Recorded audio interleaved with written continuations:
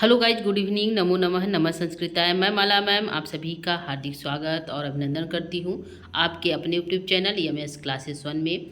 तो दोस्तों, आपके सामने एक प्रश्न है। प्रश्न हमारा लघु उत्तरी प्रश्न है और जो है शिवराज विजय ग्रंथ पे है। तो आज का प्रश्न आपके सामने है जो लघु उत्तरी प्रश्न है। तो प्रश्न आपके सामने है। प्रश्न यहाँ पे है दोस्तों, पंडित अंबिका दत्त व्यासस्य के पुरस्कारा। पंडित अंबिका दत्त व्यास को कौन कौन से पुरस्कार सम्मान प्राप्त हुआ और संक्षेपेण और इसका जो है संक्षेप में क्या करना, वर्ण करना है। तो यह हमारा प्रश्न है और उत्तर भी है। तो यहाँ प्रश्न हमारे संस्कृत में है, उत्तर भी संस्कृत में है और साथ ही हिंदी में भी प्रश्न है। यही प्रश्न हमारे हिंदी में भी है और जो है संस्कृत, दोनों में प्रश्न है, दोनों भाषाओं में प्रश्न है दोस्तों। आप इसको देख सकते हैं, यहाँ पे हम दोनों भाषाओं में इसको प्रश्न को लिया है।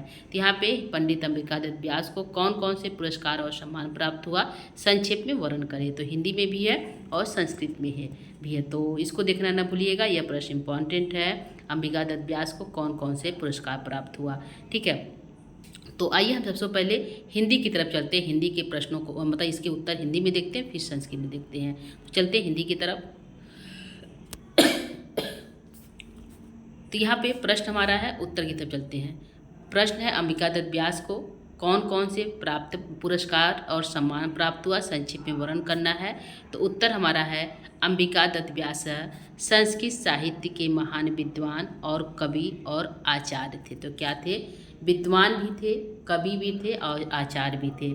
उनके समय में आज की तरह औपचारिक पुरस्कार की व्यवस्था व्यापक रूप से प्रचलित नहीं थी, उनके जो है नहीं थी, बल्कि विद्वानों को उनके ज्ञान और कृतित्व के आधार पर उपाधियां और सम्मान का राजाश्रय प्रदान किए जाते थे। तो यहाँ पे है कि अंबिका दत्त व्यास का जब समय था, उस समय जो है व्यापक रूप से प्रचलित नहीं था, पुरस्कार प्रचलित नहीं था, बल्कि विद्वानों को उनके ज्ञान और कृतित्व के आधार पर उपाधियां, सम्मान और राजाश्रय प्राप्त होता था। यानी कि उन्हें उपाधियां प्राप्त होती थी, सम्मान और राजा का आश्रय प्रदान किए जाते थे। इसलिए उनके संदर्भ में पुरस्कार की अपेक्षा सम्मान एवं उपाधियां अधिक उपयुक्त मानी जाती है। फिर भी उनके जीवन में प्राप्त प्रमुख सम्मान इस प्रकार समझे जा सकते हैं, ठीक है। तो यह हमारा हो गया अंबिका जो है भूमिका। तो यह हमारा हो गया भूमिका दोस्तों। आगे हम चलेंगे अगले पॉइंट की तरफ, जो हमारा यहाँ पे है कि बाल काल में इनको कौन से जो है पुरस्कार प्राप्त हुआ। तो बाल काल अवस्था में प्राप्त जो है पुरस्कार, तो यहाँ पे हमारा पॉइंट में हम यहाँ इसको लेकर उपस्थित हुए दोस्तों। पॉइंट में है, तो यहाँ पे है पंडित अंबिका दत्त व्यास अध्यक्ष बाल्यकाल में ही महान प्रतिभा के ओतप्रोत से थे। सिर्फ 10 वर्ष की अल्प अवस्था में ही काव्य रचना प्रारंभ कर दिया था। व्यास जी ने 12 वर्ष की अवस्था में तत्कालीन धर्म सभा के द्वारा आयोजित परीक्षा में पुरस्कार प्राप्त किया। तो कहाँ किया, तो मात्र 12 वर्ष की अवस्था में तत्कालीन धर्म सभा के द्वारा आयोजित परीक्षा में उन्हें क्या प्राप्त हुआ, पुरस्कार प्राप्त हुआ।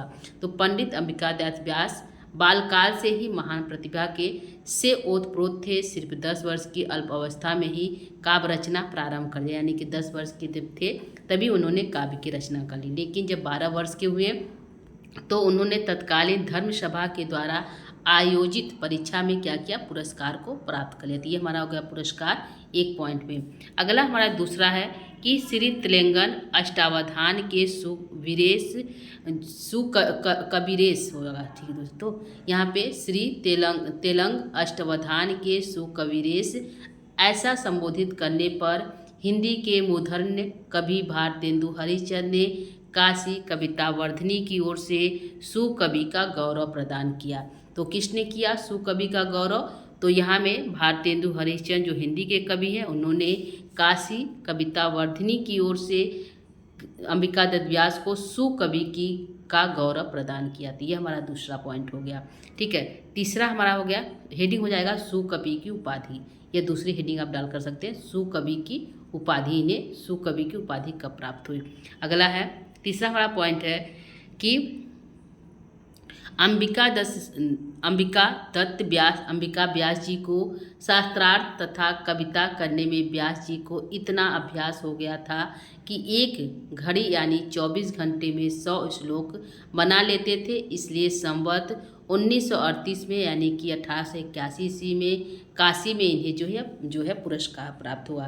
तो अंबिका दत्त व्यास को जो है 24 मिनट में 100 श्लोक बना लेने से इसलिए इन्हें 1938 में 1981 में काशी के ब्रह्मृत वर्षनी सभा में इन्हें घटिका शतक की उपाधि जो है प्रदान की गई। यह भी हमारा इसी में शामिल है। तो यहाँ पे काशी में ब्रह्मृत वर्षनी सभा में इन्हें घटिका शतक की उपाधि प्राप्त हुई। तो यहाँ पे हेडिंग डालेंगे घटिका शतक की उपाधि। तो यहाँ पे आप हेडिंग डाल सकते हैं कि घटिका शतक की उपाधि हेडिंग डालकर उस पर लिखेंगे व्यास अंबिका दत्त व्यास जी को शास्त्रार्थ तथा कविता करने में व्यास जी को इतना अभ्यास हो गया था कि एक घड़ी यानी 24 मिनट में 100 श्लोक बना लेते थे। इसलिए इन्हें 1938 यानी कि 1881 ईस्वी में काशी ब्रह्मृत वर्षनी सभा में इन्हें घटिका शतक की उपाधि प्रदान की गई।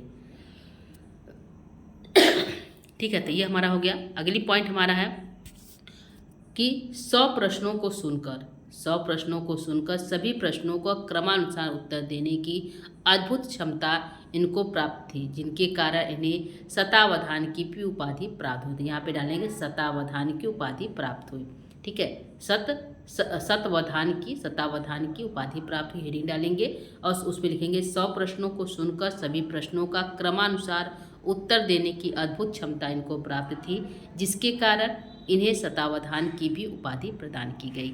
अगली जो हमारी पॉइंट है जीविका की दृष्टि से व्यास जी संवत 1980 ईस्वी में मधुबनी संस्कृत स्कूल के अध्यक्ष होकर बिहार गए। यानी कि कहाँ गए? अध्यक्ष बनकर बिहार गए। वहाँ उन्होंने बिहार संस्कृत समाज की स्थापना की। तो यहाँ डालेंगे संस्कृत समाज की स्थापना। ठीक है, हेडिंग डालेंगे संस्कृत समाज की स्थापना। तो जीविका की दृष्टि से व्यास जी संवत 1940 में मधुबनी संस्कृत स्कूल के अध्यक्ष होकर बिहार गए। वहाँ उन्होंने बिहार संस्कृत समाज की स्थापना की, जो आज भी संस्कृत के क्षेत्र में महत्वपूर्ण कार्य कर रहे हैं। ठीक है, अंत में हम डालेंगे काशी के महान सभा में इन्हें भारत रत्न की उपाधि भी प्राप्त हुई। ठीक है, तो यह हमारा हो गया अंबिका दत्त व्यास को प्राप्त उपाधि और जो है पुरस्कार। तो यह हमारा हिंदी भी हो गया दोस्तों। आइए हम लोग इसको संस्कृत में भी एक बार देख लेते हैं। ठीक है,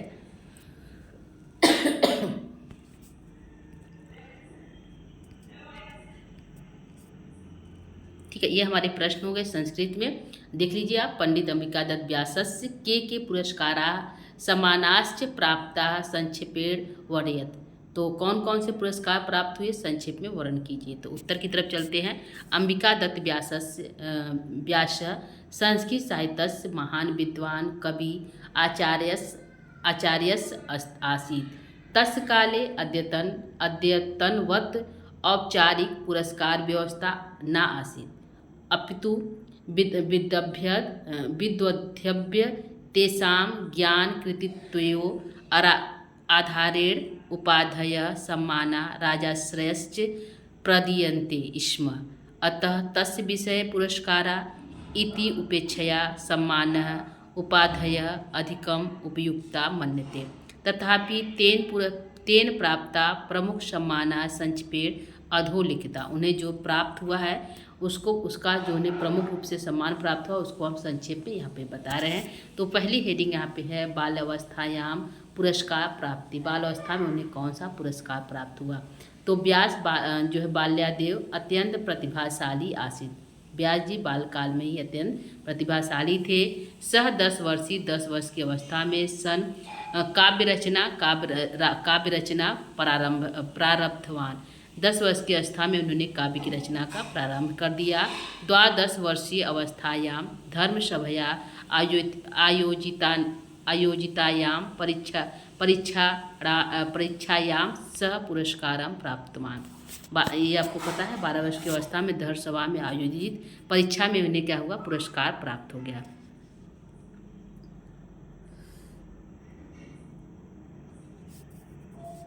ठीक है, आगे बढ़ते हैं दूसरी हेडिंग की तरह। ये हमारा हो गया बाल्यावस्था में पुरस्कार प्राप्त। दूसरी हमारी हेडिंग आपके सामने है। दूसरी है सुकवि इति गौरव उपाधि। सुकवि की जो है गौरव उन्हें कब प्राप्त हुआ। तो तेलंगन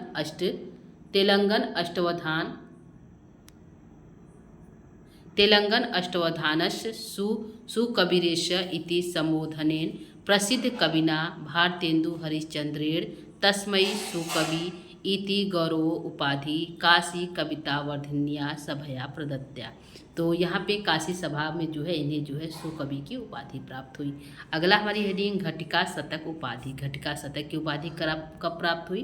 तो व्यासस्य काव्य रचनायाम अद्भुतम कौशलम आसीत्। एषः एकस्मिन् घटिका काले 24वें निमेषेषु शतं श्लोकान् रचितुं समर्थ आसीत्। अस्य कारणात् संवत् 1938 जो है 1889 ईस्वी वर्षे काश्यां ब्रह्ममृत वर्षणी सभया तस्मै घटिका शतक इति उपाधि प्रदत्ता। तो इन्हें जो इतने सन में जो है काशी में ब्रह्ममृत वर्षणी सभा के द्वारा घटिका शतक की उपाधि प्रदान की गई। किसको? व्यास जी को। ये हमारा हेडिंग हुआ घटिका शतक उपाधि। तीसरी हमारी जो हेडिंग है वह है शतावधान उपाधि। शतावधान की उपाधि प्राप्त हुई। व्यास एकवारं शतं प्रश्नात् श्रुत्वा तेषां क्रमशः सम्यक् उत्तरं दातुं समर्थ आसीत्। अस्य अद्भुत स्मरणशक्तेः कारणात् तस्मै शतावधाने इति उपाधि अपि प्रदत्ता। यह इन्हें प्राप्त हुआ जो है शतावधान की उपाधि। ठीक है, यह हो गया हमारा दोस्तों शतावधान की उपाधि। अगली है शैक्षणिक सम्मान एवं संस्था स्थापनम। संस्कृत जो है शैक्षणिक सम्मान में प्राप्त हुआ संस्था के द्वारा हुआ है संवत् 1940 वर्षे मधुबनी संस्कृत विद्यालय अध्यक्ष अभवत्। तत्र सः बिहार संस्कृत समाजस्य स्थापना कृतवान्। यह अद्यापि संस्कृत सेवायां प्रवृत्तः अस्ति। ठीक है, यह इन्हें प्राप्त है। यह हमने बता दिया कि मधुबनी में संस्कृत विद्यालय के अध्यक्ष हुए तथा उन्हें बिहार संस्कृत समाज की स्थापना की, जो आज भी जो है संस्कृत सेवा में तत्पर है। मतलब आज भी वह जो है संस्कृत समाज जो है आज भी जो वहाँ पे यह जो है संस्था चल रही है। अगला है भारत रत्न इति उपाधि। भारत रत्न के से भी उपाधि प्राप्त हुआ। तो यह है अन्ते काश्यम महत्याम सभायाम तस्मै भारत रत्न, यानी कि अंत में काशी महात्मा सभा से इन्हें भारत रत्न की उपाधि प्राप्त हुई। इति समानो उपाधि प्रदत्ता एषा पारस्परिक विद्वत् सम्मान रूपेण आसीत्। ठीक है, अगली हमारी अंतिम होगी उपसंहार। तो इसका उपसंहार भी हमें लिखना होगा दोस्तों। तो उपसंहार की तरफ चलते हैं। उपसंहार हमारा है एवं पंडित अंबिका दत्त व्यास सुकियेन अद्भुतेन पंडितेन काव्य प्रतिभया च अनेकेभ्यः सम्मान उपाधिभ्यः अलंकृता आसीत्। ठीक है, तो अंबिका दत्त व्यास एवं कर देंगे पंडित अंबिका दत्त व्यास सुकियेन अद्भुतेन पंडितेन काव्य प्रतिभया च अनेकेभ्यः सम्मान उपाधिभ्यः अलंकृत आसीत्। यह हमारा हो गया छोटा सा एक प्रश्न, अति लघु उत्तरी प्रश्न अंबिका दत्त व्यास की उपाधि से। तो उम्मीद करती हूँ दोस्तों यह प्रश्न आप लोग को अच्छा लगा होगा और परीक्षा की दृष्टि से इम्पॉर्टेंट। तो हमने यहाँ दोनों भाषाओं में यानी हिंदी में भी जो है इसको बता दिया और संस्कृत में भी। तो आज के लिए इतना ही करेंगे दोस्तों। आगे जो है अंबिका दत्त व्यास पर अभी हमारे और भी प्रश्न है शिवराज विजय पर, इसको लेकर हम पुनः उपस्थित होंगे दोस्तों। तो आज के लिए इतना ही दोस्तों। इसके साथ ही यदि हमारे चैनल पर पहली बार बने हुए हैं तो चैनल को लाइक सब्सक्राइब शेयर जरूर करिएगा। धन्यवाद, थैंक यू।